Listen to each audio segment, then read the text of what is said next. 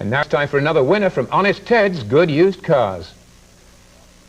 One of the models that got Toyota established in North America was the Tercel. Introduced in 1980, it was a big hit in Canada, although for some reason not as well received in the States. This 1980 SR5 is a good example of why Toyota has become almost synonymous with dependability.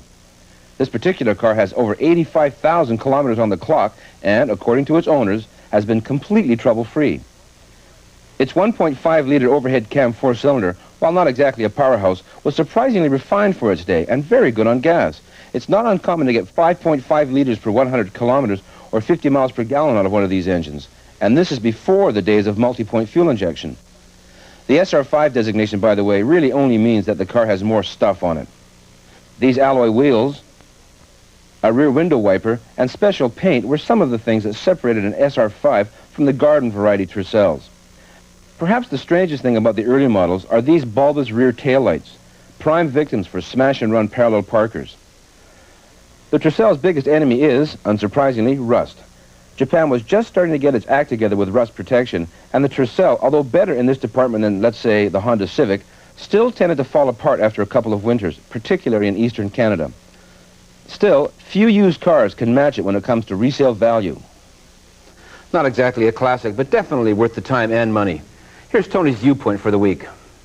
In recent years, Canada has seen tremendous growth in the field of tabloid newspapers. And like all tabloids, they like nothing better than to grace their front pages with gory vehicle accidents. Now, there's nothing really wrong with this if people can learn something from the incidents, but that's where these papers fall short of their responsibilities. In all too many cases, there is no follow-up whatsoever. Readers get no details of exactly what happened, no report on blame or cause, and no information on how the accident could have been avoided. In other words, the paper's interest ends with the publication of a suitably horrific photo.